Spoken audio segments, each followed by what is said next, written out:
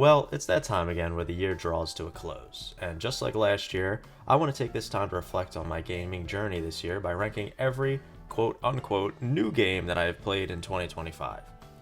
This year wasn't as exciting as last year in terms of new releases for me outside of the Trails releases, as a lot of the games I was interested in were part of series that I still need to play more of, but there were a lot of great releases this year regardless. The same rules for this list as last year apply to this video. Any game that I have played and beaten for the first time in 2025 are eligible even if they didn't release in 2025. Remakes and DLC of games that I have already played count, however DLC is weighted differently than full games, and in the case that I play the base game and the DLC in the same year, the DLC is just grouped in with the full game for its entry. Remasters of games that I have previously played do not count unless they make significant changes from the original.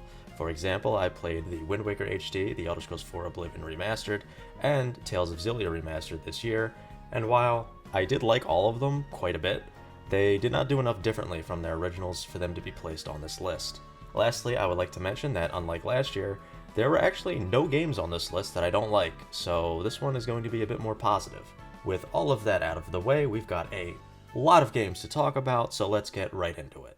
So I actually lied in that intro. There was one game from this year that I don't like, and that game is Clair Obscur Expedition 33, which just sucks, man.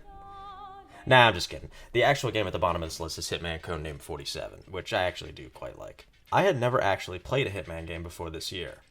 I knew about the series, but that knowledge never went beyond the extreme surface level. I knew you played as someone named 47, who was bald and had the barcode tattooed on the back of his head. I knew about the whole disguise mechanic. I knew about that ghost Easter egg and contracts for whatever reason. And I knew there were BDSM nuns from that one Absolution trailer. Beyond that, though, I really didn't have much experience with the series. When I saw the whole series on sale earlier in the year, however, I thought now would be a good time to jump in, and I made it a goal to try to play every game in the main series by the end of the year, which I'm happy to say I succeeded in. So this list will also serve as a mini Hitman series ranking, just with other games thrown in between. So what about this game in particular? Hitman Codename 47 is the first in the series, and the first Hitman game that I played, and it's honestly really good despite some hiccups. The game is super jank, and I never really got a feel for the controls, especially in cases where the game seemed to ask for frame-perfect inputs. This game is also really difficult and unforgiving in areas, with a few missions being infamously hard, like the first Columbia level and the second Rotterdam level. The latter of which becomes much harder through the fact that the level itself is really long, and while the game does have a checkpoint system, it kinda sucks.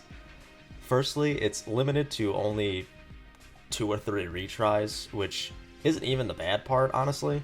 What really sucks is that unlike other checkpoint systems where the world state resets to what it was at the time the player reached the checkpoint, in Codename 47 the world state stays the same, and 47 is just brought back to the checkpoint location. This means that if guards were alerted before you died, which is most likely the case, they'll still be alerted after you retry and go back to where you were. In that sense, it's honestly better in many cases to just start the level from scratch. However, I feel like this difficulty is both a strength and a weakness of this game, as weird as that sounds. Sure, the levels can be incredibly frustrating, and it feels like you'll have to restart sometimes due to no fault of your own, but actually pulling off a route is incredibly satisfying as a result. It made the game more memorable for me in that sense. Codename 47 also set the foundation for many systems in the series, most notably the disguise system, which is really the series' bread and butter in my opinion.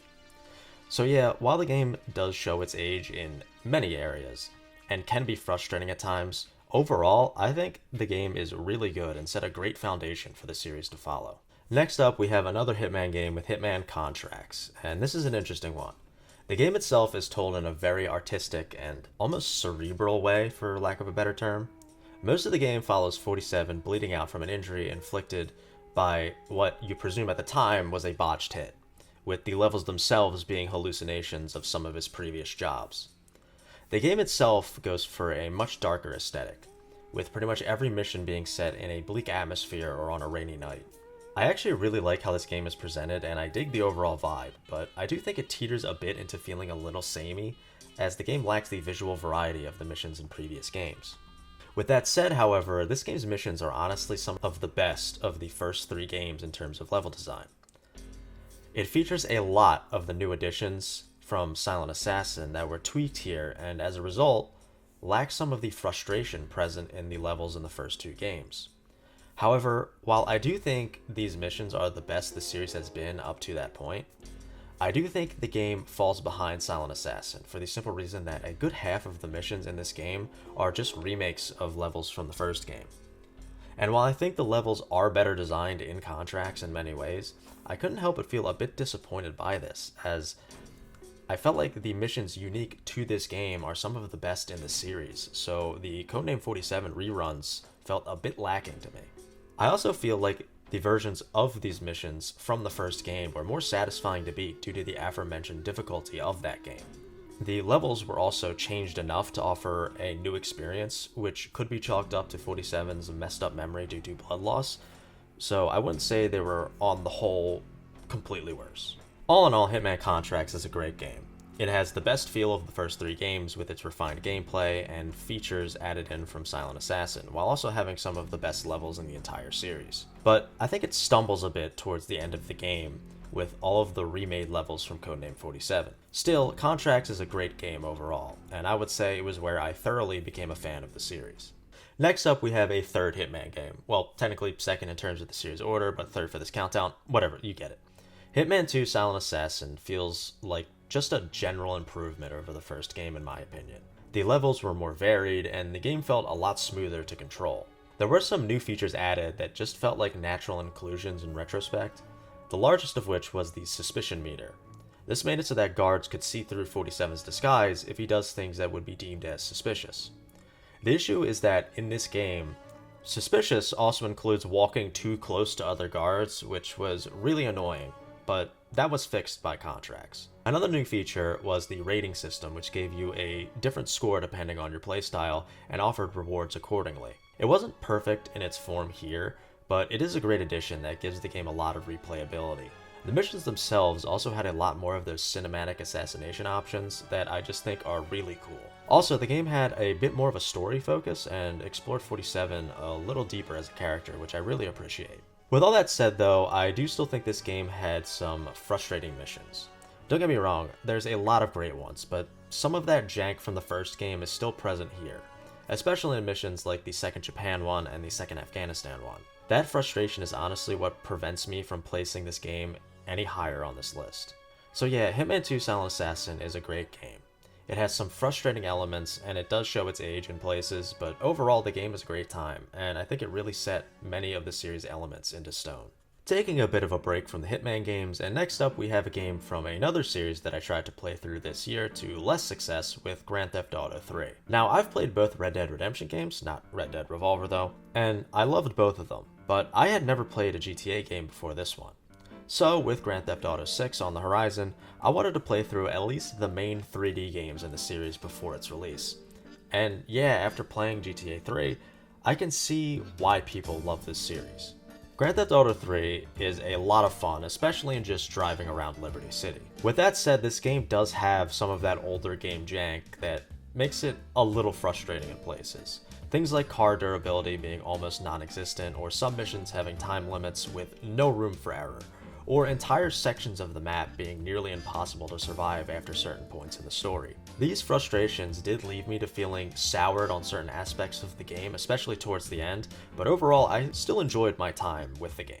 I think it did a lot to set the current direction of the series into stone, and I do appreciate many of the things it tried to do. Things like the city itself, or some of the goofy humor in some of the side missions, like the one where you need to take out the mafia with an ice cream truck because they can't resist the sound of the ice cream truck's music. Speaking of Liberty City, I honestly think it's the star of the show.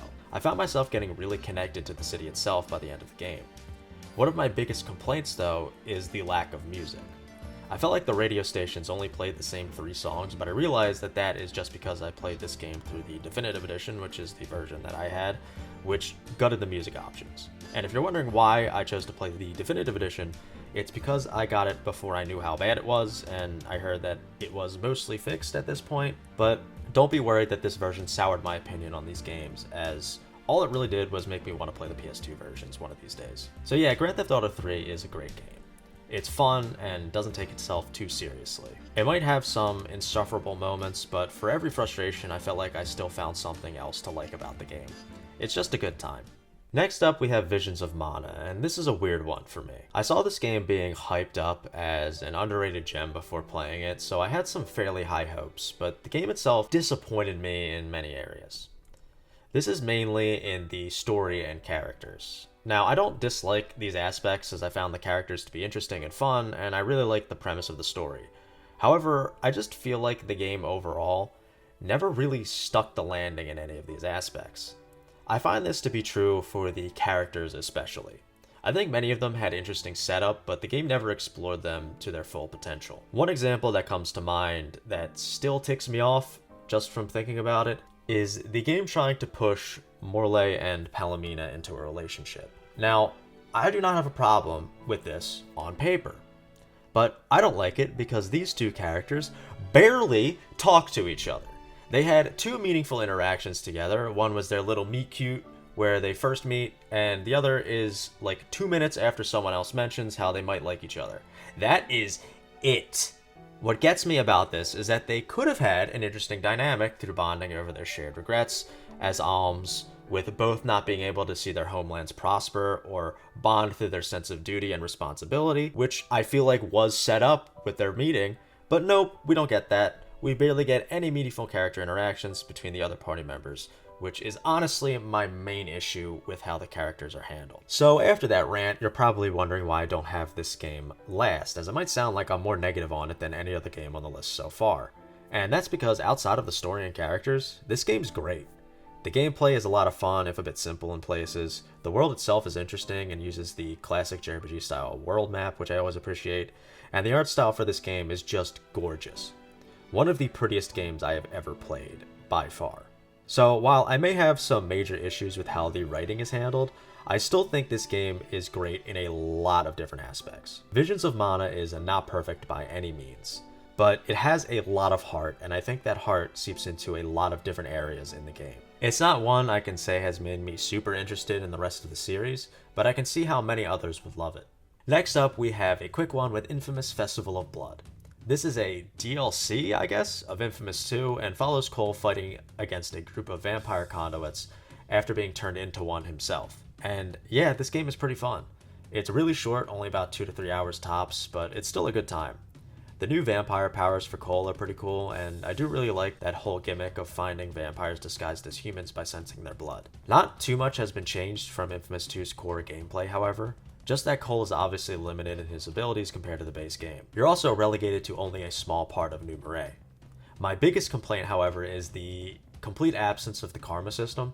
Now, I wasn't expecting this to be a full Infamous game, but I do think the karma system would have worked well in this context, even in a limited capacity. Something like more evil choices giving access to more vampiric abilities, and good choices giving you access to some of the higher level good karma lightning abilities from the base game would have been cool to see.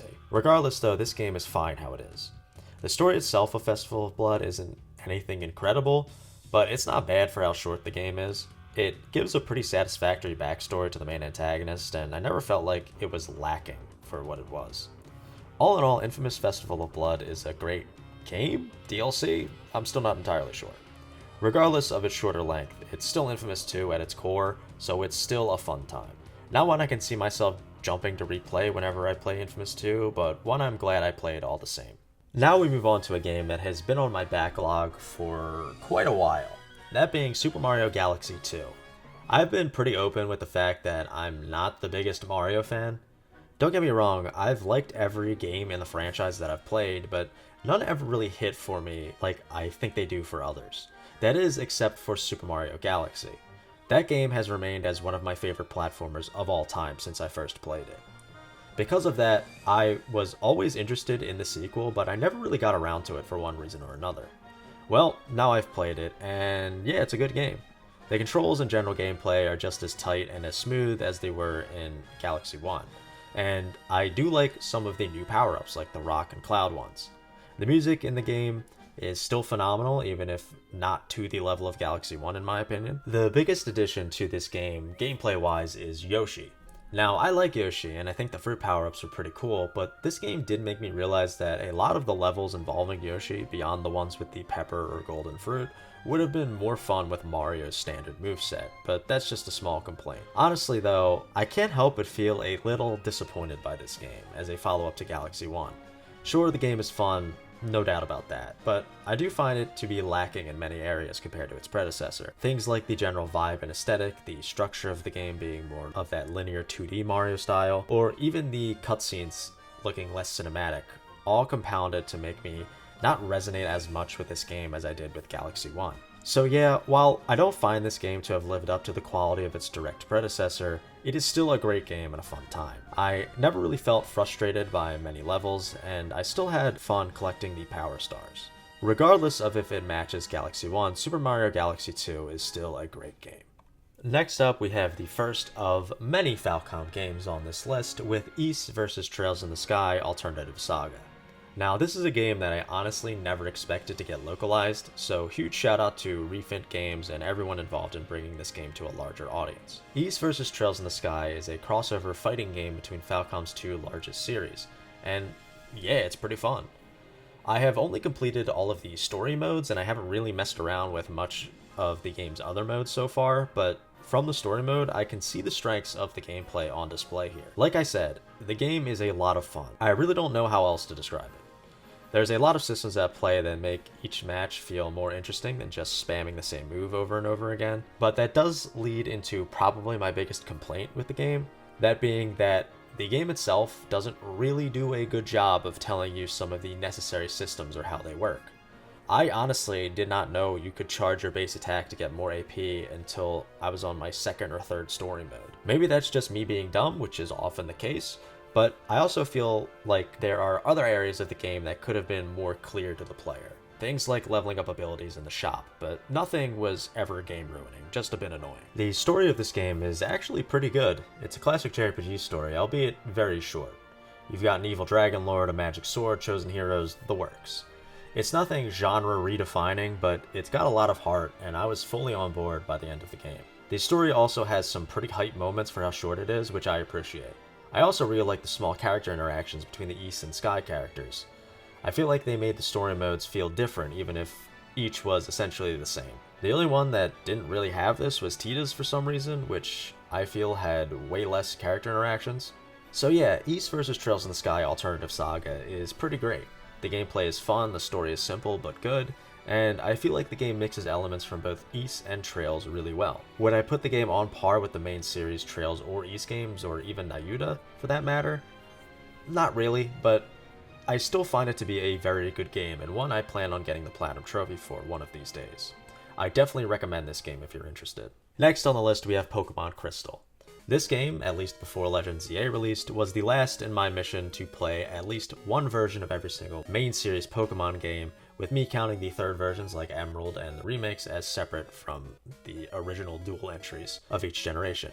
And yeah, I really don't have much to say on this one. It's classic Pokemon, so it's great.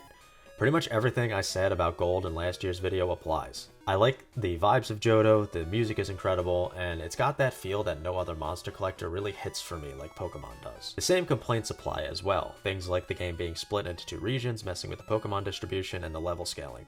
The latter of which, in conjunction with the lack of late game trainers to battle, leads to a much more frustrating endgame grind in my opinion. But the game's still great regardless. I will say that I don't like this game as much as Gold, mainly due to the Pokemon availability. Give me my King Ampharos back, what are you doing, Game Freak?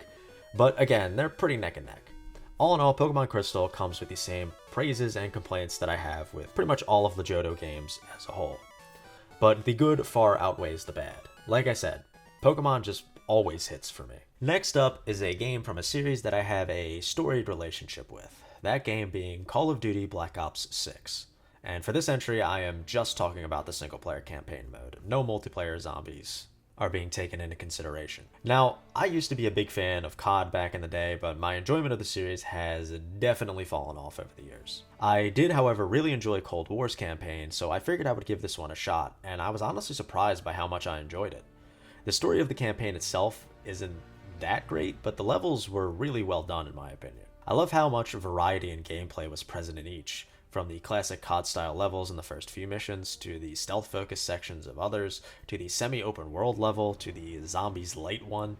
One of my favorite levels in the game was the heist style casino mission. Now, some people might take issue with how varied each level is due to it not really feeling like COD at points, and I do feel that, but I don't know, man, I just really like this campaign. It leaned more heavily into these spy vibes, which I think worked well for it. All in all, I found my time with Black Ops 6 to be a good one. The game might not have really saved the series in my eyes, and I still find many frustrating elements of the modern version of this series to be present here, especially in regards to having to download and update Warzone, as well as download the campaign as DLC just to play single player, which is buns. Regardless, this game brought me back to those times playing classic COD, so I think it easily takes its place here on the list. Next up, we have a game that I have been interested in for a while, and that is Indiana Jones and the Great Circle.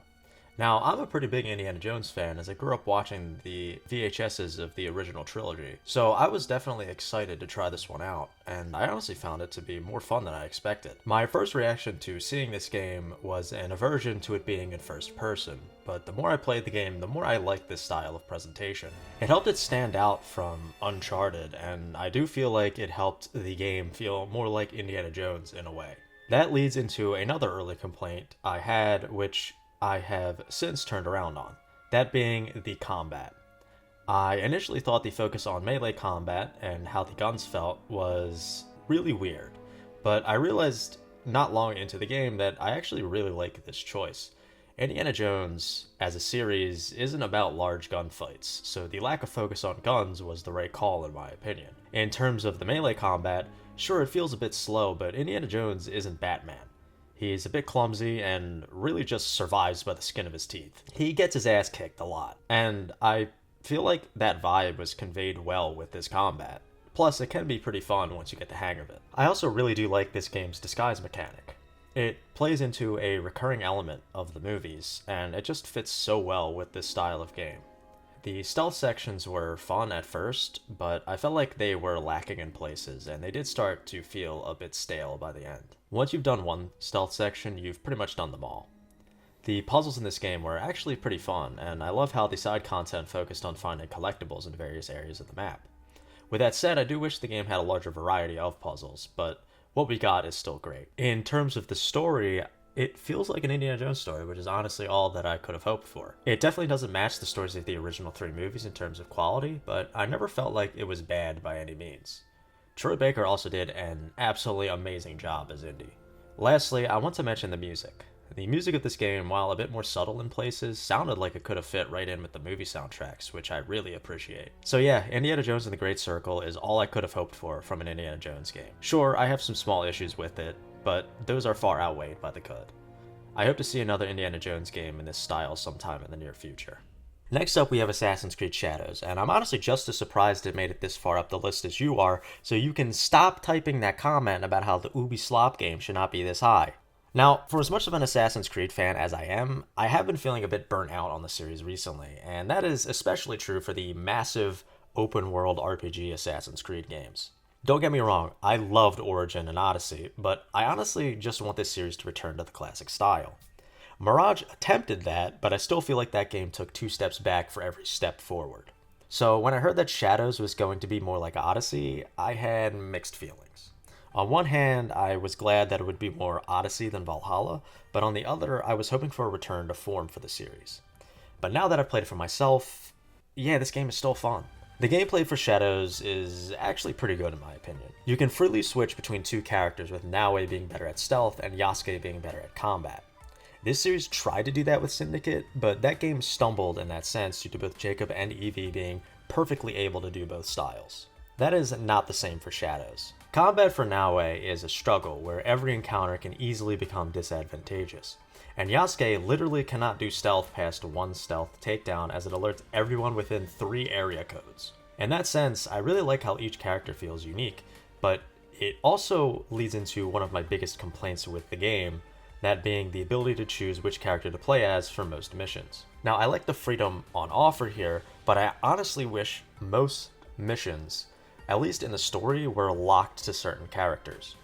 That way, they could have been better catered to their respective playstyles.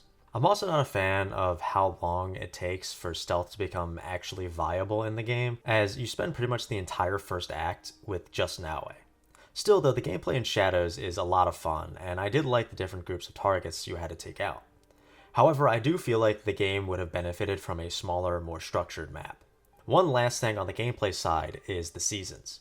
The game progresses through all 4 seasons as you play, which is a system that I find to be pretty neat as it's not just a cosmetic thing. Some content is locked to specific seasons. Each season also makes small but significant changes to how you approach the game, with things like foliage dying in autumn and winter, giving you less hiding spots, ice and snow in the winter making traversal more difficult, and guard behaviors changing depending on the season. This, in conjunction with how lighting actually affects stealth in a dynamic way, are honestly the most impressive things in this game, and I hope to see them in future AC games. The story of Shadows is nothing to write home about. It's not bad, but I wouldn't say it's necessarily good either. With that said, I do really like both Yasuke and Naue as characters, and I think the side content made me like them even more, especially for those small bonding scenes between Yasuke and Naue, which I think did a lot to flesh them out. I also think this game had the occasional line that took me off guard with how good it was. One that stood out to me was where Yasuke asks a specific character if he made the right decision, and the other character responds with something like, "There are no right decisions, only good ones." So yeah, Assassin's Creed Shadows is a game that surprised me. It has some fun gameplay and a serviceable story. It's nothing groundbreaking overall, but it's still a fun time. I do still wish the series returns to the traditional style soon though. Now we move back to another Falcom game with Ys 1 Ancient Ys Vanished Omen. And I honestly didn't know if I was going to like this game. I heard many people talk about how awkward the combat felt and how difficult some of the bosses were, so I was expecting to find myself really frustrated with the game, but after playing it for myself, I honestly really like it. Sure, the game is very difficult in many places, but never to the point that I wanted to stop playing. Except for maybe the final boss, he was really unfun to fight. The bump system took a bit to get used to, but once I got it down, I honestly found it to be a lot of fun. The story of Ys 1 isn't super complex or deep by any means, and it feels more like a classic JRPG story, kind of like Dragon Quest in many ways, but I'm always a sucker for those kinds of stories. This game also set into stone the feeling of adventure that is at the core of the series, which I think is really impressive for how small the map is. The music in this game and in Ys 2 is just incredible as well. So yeah, while Ys 1 might have some of that old game jank and can be very difficult at parts, it's still a wonderful game. Its shorter runtime made the game feel like it never dragged or overstayed its welcome. The combat and story, while simple, were still very enjoyable. I already considered myself an Ys fan before playing this game, but Ys 1 made me appreciate the series' identity a lot more. It's a fantastic JRPG. Moving from one Ys game to its direct sequel, and yeah, Ys 2 is just as good as the first. The first 2 Ys games act as a pair to tell one large story, and I honestly could have placed them together as I don't think one is leagues better than the other, but I do think Ys 2 does enough to differentiate it from its predecessor. The biggest change in this game is the introduction of magic, which is something that I felt was missing from Ys 1, and it serves as a way to spice up the combat. I do really like this addition, but I do think it leads into my biggest complaint with the game as well. That being that a lot of the bosses relied a bit too heavily on magic to be taken down for my liking. I would have liked a bit more variety of options, but it's nothing game-breaking. Beyond that, I do like the story in this game more than Ys 1. Maybe that's just because Ys 1 was mostly presenting questions to be answered in this game. However, I do really like the narrative that both of these games present together. I also did find myself getting emotionally attached to some of the characters, which is really impressive on the game's part, in my opinion, because you really don't spend a whole lot of time with them in the grand scheme of things. It just goes to show how good Falcom has been with character writing and crafting worlds since early on. All in all, Ys 2 is a great follow-up to Ys 1. It adds some new features while also scaling back a bit on the difficulty to make for a slightly more enjoyable experience. Both of these games are fantastic, and I highly recommend trying them out if you're interested. Next up on the list is probably my most controversial placement, just because I know a lot of Hitman fans don't like this game all that much. that being Hitman Absolution. I don't know what to tell you, I just really like this game. Hitman Absolution is a weird game as far as the series goes. It definitely feels the least like Hitman. You aren't even taking out targets for almost half of the missions in the game. With that said, when the game does play like a Hitman game, it's really good. Missions like Shaving Lenny, Blackwater Park, and the one with the aforementioned BDSM nuns are some of my favorites in the game. Absolution also acts as the transition from the classic style Hitman games to the more modern ones with the World of Assassination trilogy. Certain new additions like changes to the gunplay, the completion missions, and Instinct were added with this game. And I think on the whole, these changes are really good additions. Instinct is the only one that's a bit wonky, mainly due to it being limited and it pretty much messing up the disguise system. Unlike other Hitman games, guards can see through your disguises pretty easily, unless you're blending in, which eats up the already limited Instinct meter. This system isn't great for two reasons. One is that, as I already said, it messes with the pre-established disguise system, which was near perfected by Blood Money. Secondly, Instinct is also used to see through walls and find targets and points of interest, kind of like Eagle Vision in the classic Assassin's Creed games. The problem is that if a guard gets into range, when you're just trying to scope a place out, the meter will start to drain even if the guard shouldn't really be able to see you. There's also no easy way of getting Instinct back, which is annoying. However, the newly added missions for completion were a welcome addition all around in my opinion. They incentivize replaying missions with different playstyles and exploring each level. The maps of the levels themselves are also really well done in this game. The story of Absolution is honestly pretty good. It's definitely of its era in many ways, but I think the story has some good moments, even if I wish it explored 47's relationship with Victoria a bit more, as I felt it would have done a lot more to humanize him. I also really dig the vibes of the game, from the lighting to the general art style. It even did a great job of making each location feel varied, even though you only really go between Chicago and Hope. All in all, while I mostly agree with the general opinion of the fanbase that Hitman Absolution is a subpar Hitman game, but a great stealth action game, I still have to place it here as I just had a lot of fun with it, which I think is bolstered by the replayability on offer with the completion stuff. The peak vibes also do a lot of heavy lifting for me. Alright, so now we have the 3 Hitman games in the World of Assassination trilogy, which I will be ranking separately.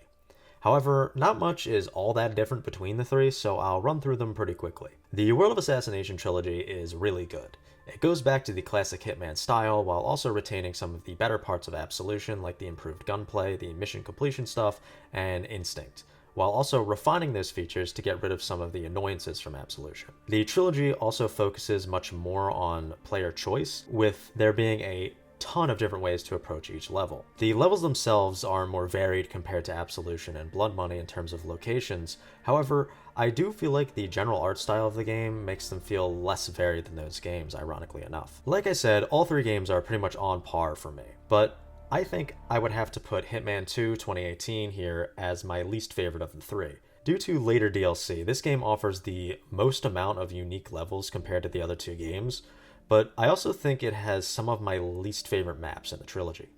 Don't get me wrong, I love a lot of the missions in this game, like Miami, Whittleton Creek, and New York, but levels like Santa Fortuna and Mumbai just felt like real slogs to get through to me. I think they honestly would have benefited from cutting out 1 target each. The story of this game is also a bit strange. The actual plot itself is better than its predecessor, but the method of presentation is just a bit immersion breaking for me. I understand this is from IOI breaking from Square for the trilogy, but it still bothered me enough to mention it. This game also had the sniper missions as DLC, which were pretty fun on the whole. So yeah, Hitman 2 2018 is a great game, but due to some frustrations I had with certain levels, I have to place it as my least favorite in the trilogy. Next up is Hitman 2016. As the first of the World of Assassination trilogy, it honestly had to do a lot of the heavy lifting with setting up the systems that would define the trilogy moving forward. And I honestly think the game did a great job of it. The levels are pretty much almost all hits, with Sapienza, Bangkok, and Paris being my 3 favorites. Denver is definitely the worst in my opinion, but I still don't think it's that bad. The story present in this game is honestly the least interesting of the trilogy, but the presentation wholly makes up for it. The cutscenes are incredibly cinematic. So yeah, Hitman 2016 is the middle of the pack of the trilogy to me due to its incredible missions. Honestly, what holds it back in my eyes is just that I like the next game a bit more. Lastly, for the World of Assassination trilogy games, we have Hitman 3, and yeah, it's my favorite of the trilogy. I think it has the best mission lineup in the trilogy, with really only the last mission being a miss, but even then, that's just due to its linearity. The England mission is one of my favorites in the series, and there are some other really cool ones like the Berlin mission. The story of Hitman 3 is on par with Hitman 2 for me, but with better presentation. My only real problem with this game, and well, the trilogy as a whole, is how you go about playing it. Sure, I think it's cool that Hitman 3 gives you the other two games for free, but I'm not a fan of delisting the previous two games and making them pretty much incomplete if you have a disc without the DLC. It's a weird case of a good consumer practice on one hand and bad consumer practice on the other. It doesn't majorly affect my feelings on the trilogy, but it does bother me enough that I felt I should mention it. So yeah, I don't really have much more to say on this one. Hitman 3 is my favorite of a trilogy of great games. I can't wait to see what's next for the series. Now we move on to the last Hitman entry on this list, and the game that is, as of right now, my favorite in the series. That game being Hitman Blood Money. Blood Money takes the classic Hitman formula and refines it to its best. The levels are all interesting and varied. Small aspects of the gameplay are tweaked from earlier games. New features are added, like the ability to throw objects to distract guards, and it's just a great time all around.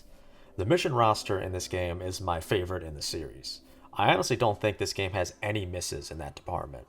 Each level feels so unique from each other, whether that be through the map design or through the objectives. The story of Blood Money is also pretty good, with it being conveyed to the player from an interview after the fact. This style of storytelling allows for the player to pick up on small inconsistencies with the story to get a feel for the personality of the person telling it. It also has these cool newspaper articles at the end of each mission, which actually change depending on how well you did, which I think is such a great idea, and I'm sad it was never brought back. This game also has the best endgame missions in the series, in my opinion, which do an incredible job of raising the tension of the story, while also testing the player's knowledge on the game's systems. All in all, Hitman Blood Money is the ultimate Hitman game to me. It has so many cool levels, and the gameplay feels like the best the classic style has ever been. The series has become a favorite of mine, and I'm glad to have been able to play through these games this year. For the next entry, we return to the Grand Theft Auto series with Grand Theft Auto San Andreas. Now, going into this game, I knew it was a fan favorite, so I was itching to try it out. And after playing it for myself, I can see why many people love it. This game added so much to the established formula with the character customization options, the stats, and the larger number of side activities. The game also has a much larger map than either 3 or Vice City, with 3 main cities instead of just 1. While I do like this larger map, I also think it does act to the game's detriment in some places. Namely, the areas between the major cities, those being the Badlands and the desert, are much less interesting in my opinion. It also made driving between the cities to be a little bit more frustrating than they needed to be. I also think that the cities themselves, while great, don't live up to Liberty City or Vice City, due to the focus of the game being spread between them. Still, Los Santos, San Fierro, and Las Venturas were all great regardless. I did feel like the missions in this game were less frustrating on the whole compared to 3 and Vice City. Not that there weren't any frustrating missions, mind you. The flying school mission also made me want to snap my disc in half at certain points. But like I said, I feel like San Andreas is definitely the least frustrating of the 3 PS2 GTA games. One minor complaint I have, however, is I feel like cars just wouldn't spawn in during certain missions, which did lead to a few game overs on my playthrough. It might just be a glitch in the Definitive Edition specifically, but it stood out to me. Where I think this game truly excels, however, is in its story.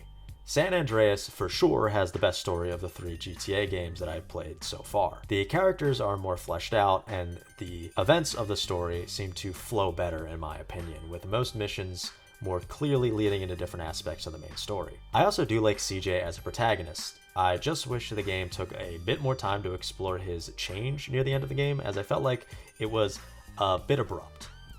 Tenpenny was also a great antagonist, and I think he'll be hard to beat in my opinion. So yeah, Grand Theft Auto San Andreas is a great game. It added a ton of new and fun stuff to the series and has the best story of the PS2 trilogy in my opinion. But some minor gripes, like some missions and the overall size of the map, do hold it back for me. I can definitely see why this game is a fan favorite though. Here we have the last of the 3 GTA games that I played this year, and my favorite in the series so far, with Grand Theft Auto Vice City. Now, I don't know if this is a wild take, as I don't know the general consensus for Vice City, but this game really hit for me. A lot of the same praises for GTA 3 and San Andreas apply here.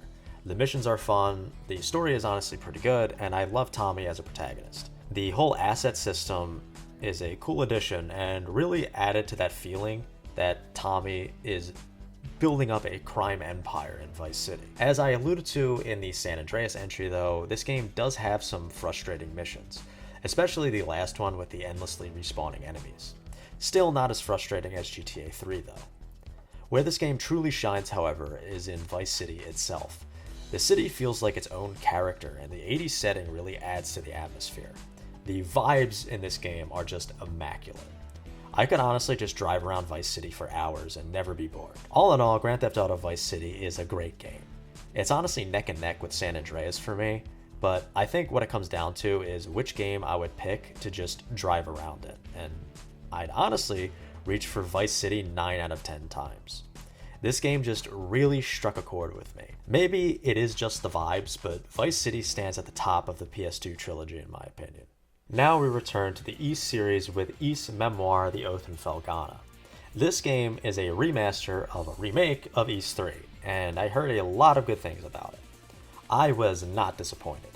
The gameplay of Oath in Felghana is a lot of fun, especially when you get access to the different abilities with the rings. I do think the lack of defensive options was a bit of a miss, but it never really affected my playstyle. The bosses were also pretty fun, and it's interesting to see how refined the series had become by this point, especially when compared to the first 2 games. Felghana is also a lot of fun to explore. Despite the small size of the map, that feeling of adventure that defines the series was still present here. The music is also really good, as is always the case with this series. Where this game really shines, though, is in its story and characters. Sure, it's nothing too complex, but it delivers in pretty much every regard. Chester is probably my favorite character in the game, but the others, even the side characters in the town, stood out to me as well. It made me emotionally connected to the people of the main hub town, and it goes to show how great Falcom is with this style of storytelling. The main antagonists were a bit of a miss, however, and I did manage to call a twist relating to a specific character, which was pretty obvious in my eyes, but I still don't hold it against this game all that much, as again, this is a remaster of a 2005 remake of a game from 1989. All in all, Ys Memoir: The Oath in Felghana is a phenomenal game, and it is one that makes me excited to experience the rest of the series. I truly am becoming Falcom pilled. Next up, we have Hollow Knight Silksong. I, like many others, was very excited for this game as I loved the original Hollow Knight. While I wouldn't say it fully lived up to the hype, it's still a fantastic experience. The game itself plays mostly like the original, with some fairly significant changes. The badges have been replaced with tools which work a bit differently. Things like healing and the magic skills are significantly different, and Hornet has access to crests which can change her moveset in addition to some new movement abilities. At the end of the day though, it still feels like a sequel to Hollow Knight, and because of that, it is really fun. A big point of contention for this game is the difficulty, which I do think has some merit, but I don't think it's nearly as bad as some make it out to be. My biggest issues with this game are the 2 forms of currency, one of which I think could have been completely cut out, in my opinion, and the fact that most enemies and environmental hazards deal 2 masks of damage in this game. My problem with the latter is mostly due to the fact that when everything does 2 masks, nothing really does 2 masks. You just effectively have less health. I think a better variety would have worked to the game's benefit, with bigger attacks and enemies doing 2 masks, but most others, especially environmental damage, only dealing 1. Regardless, it's not game-breaking by any means. I do, however, wish that enemies did not do contact damage when stunned. That's just whack. My biggest issue with this game, however, comes from Farloom itself. I think the game has a lot of great areas, and some not so great ones, much like the first game, and I did find the whole Citadel area to have an incredible vibe and aesthetic with all the bells. However, I just found that I could not get as connected to the world as I did to Hollow Nest. I honestly don't know the reason for it. Maybe I just prefer the lore of Hollow Nest or the characters, but I just couldn't get as into Farloom. At the end of the day though, Hollow Knight Silksong is still a fantastic game. Hornet is a lot of fun to control, and the new abilities and movesets add a lot of variety to the gameplay. Despite my preference for the setting of the first game, Farloom is still a great time to explore, and is filled to the brim with interesting lore. I might still prefer Hollow Knight by a fairly large margin, but Silksong is still a game that I will always look on fondly. The next game was one that really surprised me, that being Lollipop Chainsaw. Now, I knew next to nothing about this game before going in, but I gave it a try, and I loved it. The gameplay doesn't have the most depth compared to other hack-and-slash games I've played, but it's still really fun. The story isn't anything groundbreaking, but it's still pretty good. Where this game really shines, however, is in pretty much everything else. The design, characters, dialogue, general aesthetic, all of it is so crazy in a way that I truly love. This game was definitely made for its time, much like Hitman Absolution, and some of the humor hasn't aged tremendously well, but it still hits for the most part. This game is just fun in pretty much every aspect. It knows exactly what it is and full sends it, and I truly appreciate that. I honestly lack the words to describe how great this game is, but Lollipop Chainsaw is such a good game. It's colorful, funny, and absolutely insane in many areas. I love it. Finally, we reach one of the last 3 Yakuza games that I needed to play in order to catch up with the series after having taken a bit of a break from it. Last year I beat the Ishin remake, and in last year's video I mentioned how I was excited to get back into the series. These 3 games did not disappoint me in that regard. First up for this list, we have Like a Dragon Pirate Yakuza in Hawaii. Now, I honestly did not know what to expect with this game. Sure, the series has gone into and explored some of the more zany aspects, but that was typically relegated to the side content and spin-offs. This was the first game, at least in the main series, where it really defined the main story, and honestly, I still really love the game. The gameplay for Pirate Yakuza feels like the refined Dragon Engine combat from the Judgment games and Gaiden, and it feels great in this game for the most part. The 2 styles that you can switch between are a lot of fun, even if I do find it a little frustrating that the game defaults you to a specific style depending on your location, rather than based on your last used style. But I do realize this is due to the character customization system, and it's only a minor inconvenience. My biggest gripe with this game in terms of gameplay is how badly heat was nerfed. It feels much harder to build up, and you only get 1 heat bar with no means of upgrading or getting more. It's a weird change for such an integral part of the combat. Outside of the combat though, there's a lot of side content in this game for how short it is, and it's all really good. I was glad to see Dragon Cart make its return. The main piece of side content though was the pirate stuff, which was honestly a lot of fun. I'm a huge Assassin's Creed 4 Black Flag fan, and while I don't think this game is nearly on par with that one, it still does a fantastic job with the naval combat and exploration. Some of the most fun I had with this game was exploring for treasure chests. The story of Pirate Yakuza is pretty good. I definitely don't think it's on par with the heights of the rest of the series, but I thought it still had a lot of heart and featured some great moments.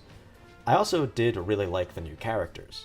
The antagonists, on the other hand, were not as good in my opinion. My biggest worry with this game was that the goofy nature of the premise would take away from the story, but I'm honestly happy to say that that wasn't really the case for me. The emotional and serious moments still hit. So yeah, Like a Dragon Pirate Yakuza in Hawaii is a phenomenal game. It has a solid story with great characters and really fun gameplay. I have some issues with it, and I don't think it's among my favorite RPG games, but I still think it's a great game that stands among the rest in the series. I am now fully back into this series, and nothing barring, I don't know, maybe a string of controversies surrounding a remake of a beloved entry in the series can take me out of it. But that would never happen, right? Next up, we have Xenoblade Chronicles X Definitive Edition. Xenoblade Chronicles X is a game that I've been meaning to play for a while, but due to lacking a Wii U, I never really had the chance to try it out. That was until I bought a Wii U and a copy of Xenoblade X for myself a little over a year ago, only for Nintendo to announce this remaster slightly later. So I guess that means Nintendo was tracking my purchase history to spite me specifically. But hey, maybe they'll see how much I paid for those PS2 copies of the Xenosaga trilogy and work something out with Bandai Namco. Anyway, Xenoblade Chronicles X is a great game. It's more open world than the other entries in the series and has less of a story focus, but that story is still pretty good. The open world is honestly really fun to explore, especially when you unlock the Skell and gain the ability to fly later on. Discovering areas of the map really did make it feel like you were surveying the planet, which I thoroughly enjoyed. The combat of this game is more like Xenoblade 1, which I have already expressed my enjoyment for in other videos. There are a few differences though. Firstly, the player character has access to different classes, which each have their own weapon types, abilities, skills, and roles. Secondly, the Skells themselves also act as another avenue for combat, giving you a completely separate set of moves, and being the go-to for your party to deal stupid amounts of damage on some of the beefier enemies. The story of X is not as good as many of the other Xenoblade games, and it doesn't really kick into high gear until right near the end, but I still quite enjoyed it. I would even say I like it more than Xenoblade 3's story, which I know is sacrilegious to say. The new epilogue that was added with the Definitive Edition was something that I also enjoyed. I know some other fans have some issues with it, but I quite like it. I also love how it gave your player character a scene to show off. That was awesome. Honestly, the characters of Xenoblade X are what resonated with me the most. The different party members and major characters were all pretty interesting, and New LA felt like a home away from home by the end of the game. Lastly, the music in this game is just incredible, which is true for the rest of the series as well, but X's soundtrack offered a different vibe that I really dig. Overall, Xenoblade Chronicles X Definitive Edition is a fantastic game. It has fun gameplay, a beautiful and interesting world to explore, a great story with great characters, and a phenomenal soundtrack. I am really glad I finally managed to get around to it. Now we enter into the top 5, and first up on the list we have yet another Yakuza game with Like a Dragon Gaiden, The Man Who Erased His Name. And I really love this game. Like a Dragon Gaiden follows Kiryu alongside the events of Yakuza Like a Dragon, leading up to a specific scene from that game. And yeah, it's great. The combat is the best that Kiryu has ever felt in the Dragon Engine, and I don't really have many complaints with it outside of feeling like the game needed some type of ability that prevented your combos from getting interrupted as easily. The game also brought back some of the longer dungeons, like the ones present in Yakuza 7, and I think they really fit well with this style of gameplay. The side content is also a lot of fun with the Akame Network and Coliseum. This game is just really good. The story also hit me harder than I thought it would. The actual major events themselves weren't too crazy, but Kiryu needing to balance his deal with the Daidoji and his responsibility to the Yakuza was really interesting to me. Those ending fights were also really hype, and don't get me started on that ending, a top moment in the series for me. So yeah, Like a Dragon Gaiden, The Man Who Erased His Name is a phenomenal entry in the Yakuza series. It has super fun gameplay, a compelling and emotional story, and a good amount of side content for how short it is. When one of my biggest complaints with the game is that I wanted it to be longer, you know it's a good one. The next entry on the list is Clair Obscur Expedition 33, for real this time. This game is one that I have seen both praised from the rooftops as a revitalization for turn-based RPGs, especially JRPGs, as well as criticized as a repetitive Unreal Engine 5 slop that doesn't truly do anything new. How do I feel about the game? I loved it. Starting with the gameplay, Expedition 33 uses a turn-based system that combines a lot of elements from different JRPG series such as button prompts, like in the Mario RPGs, and the turn order system like in Final Fantasy X. It also adds in a parrying and dodging system, which I am a little mixed on as I think it is very satisfying to pull off, but I am not a huge fan of how integral they feel to the combat. A lot of combat encounters can be breezed through from learning the timing, yet also feel a bit too punishing for missing them. In that way, I feel like the combat has less of a strategy focus in many areas as a result, which is a bit of a shame. This over-reliance on parrying really rears its head in the end and post-game, with many of the bosses there coming down to either perfect parry timing or getting one shot, which is just not my kind of thing. Where I think the combat of this game really shines is in its synergy and customization. Expedition 33 has a lot of customization options through the pictos and weapon skills. These work in tandem to make for a ton of fun builds. The most fun aspect of the combat, however, for me, is how you can synergize each party member with each other. Doing things like giving Verso's rating buff to other members or applying status ailments to bolster your next character's attack adds a flow to the combat that is just so much fun. I also love how each party member has their own gimmick that makes playing with them feel unique. Lastly, on the gameplay side, I really like how this game uses the classic JRPG style map for traversal. I love when RPGs use this style to have different vehicles unlock new parts of the map. Or in this game, instead of many vehicles, it's one rock-loving, wine-filled marshmallow named Esquier who is my goat. Although he did scare the crap out of me when he showed up in the menu for the first time. Okay, so real quick, let me just check. Oh, wait, no, it's just Esquier. We're fine. It's all good. In terms of the story, I really love it, but I do have some major problems with it. The game started off really strong with the prologue and stayed that way until Act 2. But with certain reveals, I think the narrative began to fall apart a bit. It's like the game has two different stories to tell and wanted you to shift your focus by the time Act 3 rolls around. I think this is compounded with the fact that there's a lot of telling and not enough showing for things that the story wants you to care about, especially in regards to stuff in Act 3. I'm also not a big fan of the endings. They both just kind of suck in my opinion. Without spoilers, I like what the game is trying to say in terms of theming with these endings, and Act 3 as a whole as well, but I think the execution was not done as well as it should have been. The characters in this game were pretty good. I like their banter and how the bonding events lead you to gain more insight into their personalities. With that said, I do think the shorter runtime of this game held a few back in certain ways. So yeah, Clair Obscur Expedition 33 is a great game. The combat is fun, the setting and visuals are incredible, the music is transcendent, and despite a few stumbles in its story and characters, they're both fantastic. Is this game the savior of turn-based RPGs? No. Is it reductive slop that doesn't do anything to stand out? No. It's a damn good game that wears its inspirations on its sleeve. It feels like a love letter to JRPGs. It has a lot of heart, and it's one that I will remember fondly for a long time. Alright, so if you take not even a 2-second look at my channel, especially from this year, you probably already know which games are in my top 3, so let's just get right into it. At number 3, we have Like a Dragon Infinite Wealth. Now, I actually did not expect to like this game as much as I did, as I found Yakuza Like a Dragon to be a bit frustrating in many places. Don't get me wrong, I really love the characters and the story, although I did have some problems with those aspects towards the end of the game, barring the main cast, which was consistently great. And I really liked a lot of the JRPG references and how they were translated to a Yakuza game in a modern, more quote-unquote grounded setting. The side content was also a lot of fun too. However, I just really did not like the combat. It was way too RNG heavy for my liking.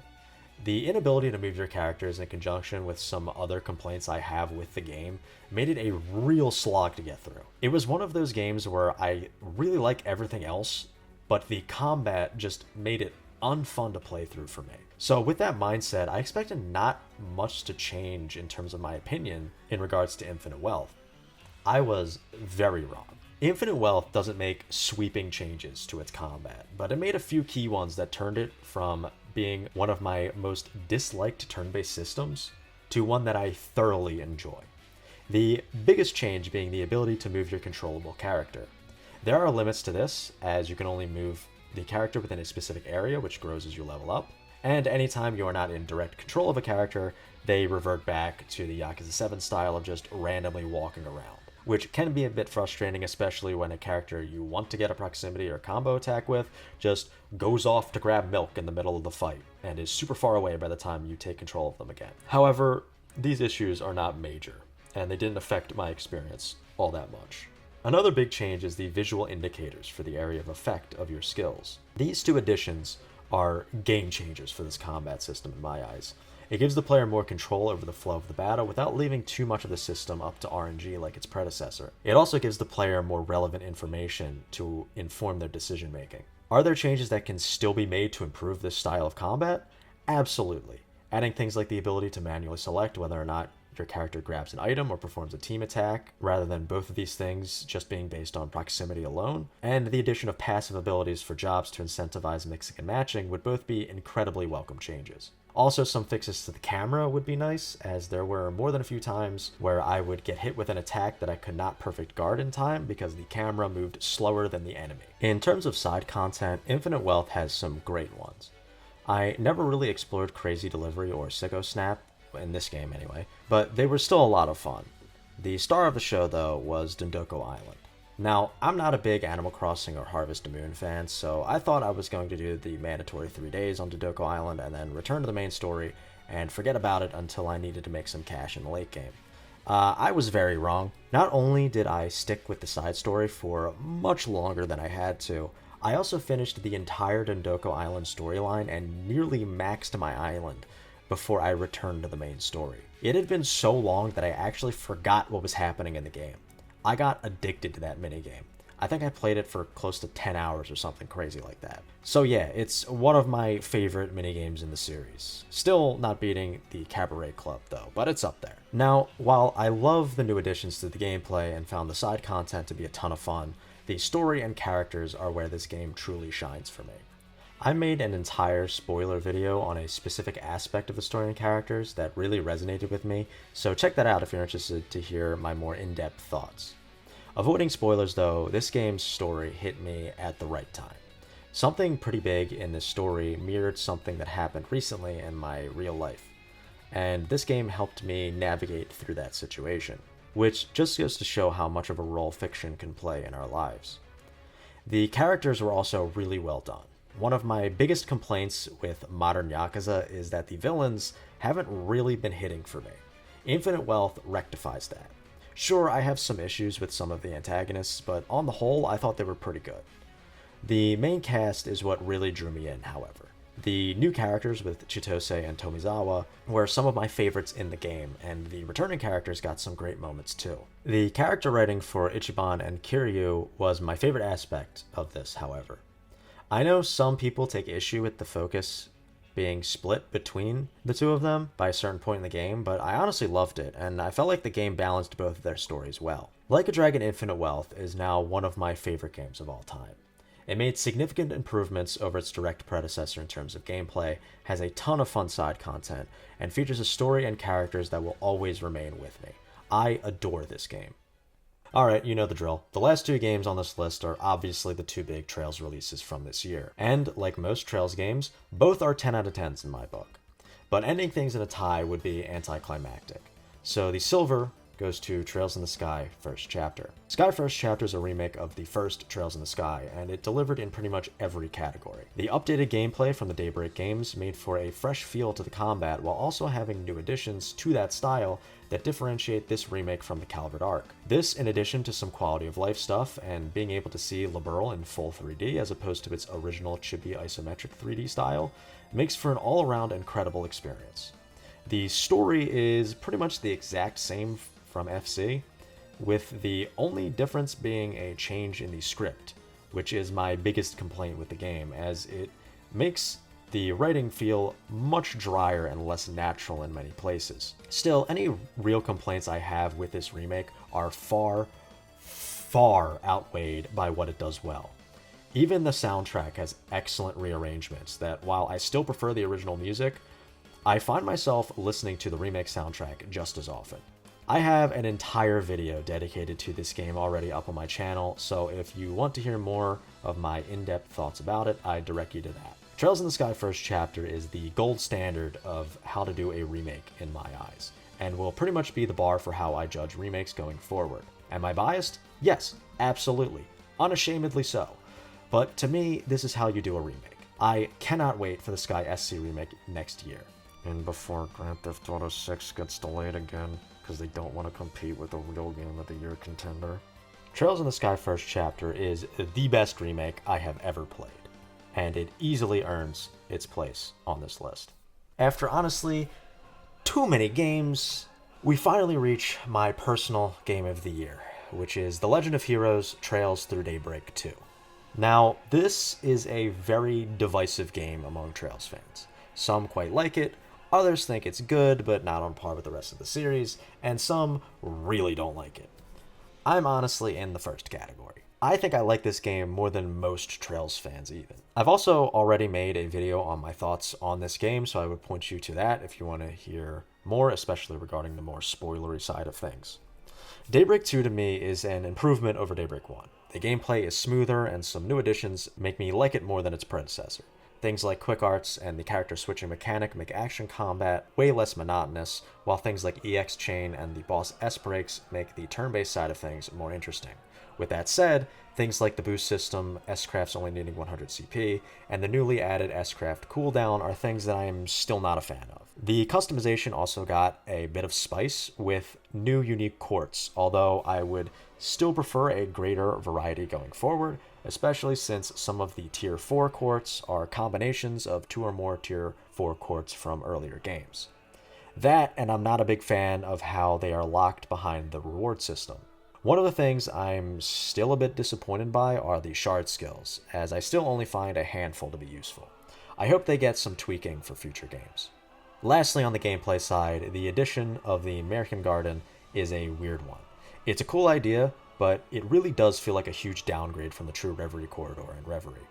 It's lacking things like tangible rewards and a hub area for character interactions. But it also does sometimes feel like a bit of a slog to get through, especially if you're trying to clear entire floors. The story and characters are what many people take issue with in this game, however, but honestly, I quite like both of these aspects of Daybreak 2.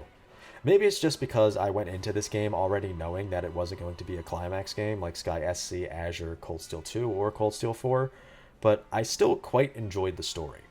I think that might be due in part to the greater focus on characters, which I felt was a bit lacking in certain areas of Daybreak 1. The game did have a lot of great character moments, especially for Van and Agnes, but I think this game gave a boost to characters who I felt were a bit lacking either intentionally or not from that game. Aaron and Ferry were the most in need of this in my opinion, and this game delivered while also giving more to characters who already had pretty strong arcs like Reset and Katra. This game just made me love the ASO even more, which I really appreciate. The biggest complaints people have with this game really revolve around a central mechanic of the story and Act 3 as a whole, but I like both. The mechanic itself, I feel, has a ton of potential, especially if my theory on the Septarian of the Arc is correct. Act 3, on the other hand, was mostly enjoyable with a few stumbles. It offers some great character moments, and I didn't find it to be nearly as bad as people made it out to be. I quite enjoyed it overall. Now, the real bad chapter is Act 2A, which is the only chapter in this entire series that I just straight up don't like. At the end of the day, though, I actually do really enjoy the story of this game. It kept me a bit more engrossed than Daybreak 1, and I can see this game leading into a ton of important stuff for the arc and possibly the rest of the series as a whole. Because of that and the improvements to the gameplay, I have to rank this game slightly above Daybreak 1, and because of that, I would have to place Daybreak 2 as my favorite game of 2025, as I like Daybreak 1 a little more than I like Sky FC. So yeah, Daybreak 2 might be a little divisive in the eyes of many Trails fans, but I honestly really love it, and it got me more interested in the Calvert Arc. I might have some issues with it, which also includes the soundtrack being probably my least favorite in the series, but it's still got some heaters. However, the characters are great, the gameplay is fun, and I quite like the story. The game also brought back fishing, so that automatically puts it up here. I don't make the rules. In all seriousness, though, I really do love this game, and I can't wait to see what the Calvert Arc brings next. Trails Through Daybreak 2 is my favorite game of 2025. Thank you so much for watching. I know there was a lot of games to talk about in this one, and I hope you enjoyed the video, whether it be through watching it or through just listening to it, doing something else like the dishes, laundry, homework, whatever. Because Lord knows I always need a video in the background to do that stuff too. Anyway, please tell me what your favorite games of 2025 were, and what games you're excited for in 2026. I think the games I'm excited for are pretty obvious. Trails Beyond the Horizon, Trails in the Sky Second Chapter remake, and nothing else. No, I'm just kidding. Anyway, thank you so much for watching again. Please remember to like, comment, subscribe, all that. Check out the gaming podcast I co-host with a friend of mine called the Deserted Gamer Podcast. We have a lot of fun over there. And yeah, I hope you had a great 2025, and regardless if you did or didn't, I hope 2026 treats you even better. So with all of that out of the way, I wish you a fantastic 2026 to both you and your loved ones, and I hope you have a wonderful new year. See you all in 2026.